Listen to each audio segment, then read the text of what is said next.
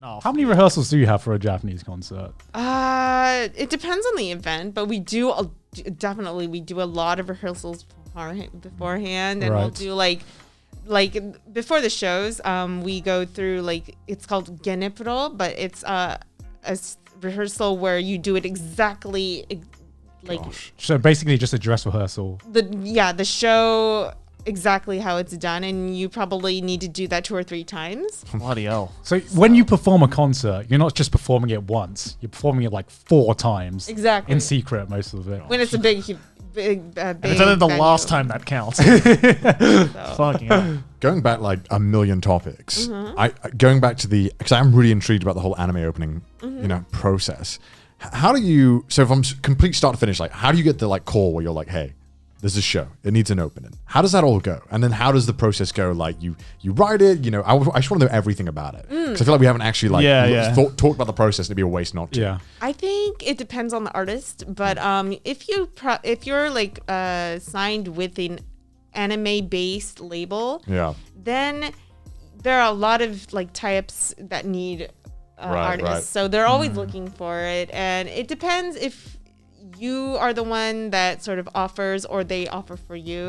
It depends on the situation. But once you sort of get an offer, or you go grab an offer, then that sort of starts into the songwriting creation, and then you write all of it. Yeah, you have to make it from zero usually. Okay. And so that begins there. And I wrote all the lyrics for my songs, not all the melodies, but all the lyrics. Do they give you any input on any of that? Like the anime do you have any source material? Do you write around that, or is it just? Usually we start writing when the series isn't complete yet. So we only get a really brief description. So what was it like for something like Batum? What do they say? Just like... Oh, Batum was actually a manga before the anime. So that really helped. You got to read all the manga? You read the manga, and you sort of... they also have hints like, this kind of song or that kind of song. And then you try to fulfill their expectations there. But Batum, for example, No Pain, No Game, we had a lot of freedom with that song. Right. So they really probably didn't expect that kind of sort of upbeat kind of song. And so, but everyone really so it stood out in a good way. I think it stood out, and they were like, wow, we weren't expecting this in a good I think I can speak on behalf of the anime community being like, most people, if not all people, only remember the opening to the So is that like a one take, here's a song, I'm done? Or is it like they constantly are always like, can you change this? Can you change this? Can we try this? Sometimes they have very detailed sort of descriptions for what they want, but sometimes it's just completely free. So with Batum though, we had a lot of freedom, so we didn't have to adjust or redo a lot of things. But for other songs, for example, there are a couple of retakes or recreations, or there are some songs that I've done, I've written that have completely disappeared off the face of the earth. Right. So when you do an anime opening, who owns the rights to that song? Is it did the anime people just get a license to use it in the anime and you retain everything? Or how does that work, if you know? It might be the label, right? It's probably I think the the label has the song. Yeah, you're just I don't know, I make music. The label has the song rights, and so when the song is used, the rights belong to the label. Because I think Flying Dog was and correct me if I'm wrong, it's a major label that was primarily focused on more anime music. So a lot of anime OSTs and openings were usually started and owned by that record label. So I like how you're looking at Connor like he's gonna know what you're talking about. Well, I'm telling you because you probably don't know. Fucking know anything. Yeah, I'm just telling because I was reading your Wikipedia and said Flying Dog and stuff like that. I did a bit of research. Yeah, I did a bit of research. No, because I was always interested in as well of how I guess rights and distribution works for anime songs, because I feel it's completely different to an artist just releasing their own. Yeah, I always wondered because a lot of the songs wouldn't have, wouldn't blow up without the anime to back of it. So I wondered if there was a system that like there was like co-ownership, or like I'm just pretty intrigued. I didn't know if you knew.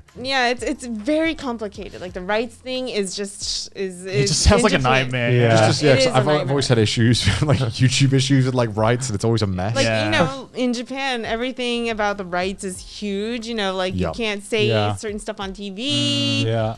You need permission for a lot of things. Yeah, we've experienced it. Yeah, so I can imagine. The Japan fucking do you have permission hell is just like never ending. The approval chain is just fucking a mile long. I never like there are just so many things. It's like since working with Japanese companies, did I notice I was like, oh, you need approval for that? Because it was the first time that I experienced like taking off a label off a water bottle. To drink it in front of like media. Like in America, I never even thought about that. Like, Yeah, yes, yeah. I openly drink Evian water. So you know, like taking the labels off, like Yeah. at events or like that is completely Japanese culture. Right. I noticed that the So- first time actually when I was watching like a Japanese TV show, and I noticed that the water bottle on like the desk or whatever was like mosaiced out, Mm-hmm. and I'm like, what the fuck are they drinking? Like, how bad is it? Yo, that is, they have it, to is this hentai water I'm Yeah, drinking? Like what lolly is- water? What is in this water bottle that they have to censor it? I mean, they'll show you shots on TV, and it'll be like Shibuya, and everything is blurred. Yeah. Except for like two people walking. It's like, why Yeah. are you even showing this? Just like don't show it anything. It's because like- it all just- the brands in Shibuya and all the billboards have to be like blurred out. Looks like a JAV shoot in Shibuya. It's odd because then 2 seconds later it'll cut to a shot where everything's shown, and I'm like, Yeah. there is no consistency on Exactly, this. I'm so exactly. confused. Yeah. You know, there must be some rights going on where it's completely flip flopping, and yeah, I don't know. It's bizarre. How did it feel like the first time you watched an anime and just heard yourself singing before the anime started? Oh, it was really nerve wracking. I was probably peeing my pants, waiting for Because it. you're pretty much living the dream that I think a lot of like, especially like Western weebs want, where they're like, yeah, I can sing. One day I'm gonna sing in an anime opening. Like, It's very surreal. It's Yeah. very Yeah, I surreal. bet. It didn't really like hit home until a lot later. Yeah, because do you? I assume when you are producing the song, you don't actually get to see the animation opening of like what they put so exactly, to your song. The first time that, well, actually, I did see like a sample of the opening, but the Right. first time I actually saw the official like finalized version was on TV. Right. wow. So it was probably like the same as you guys. you Yeah. know? Right. I was like in front of the screen. I was like, what the hell? what the hell is happening? I hear my voice from the TV. Do you normally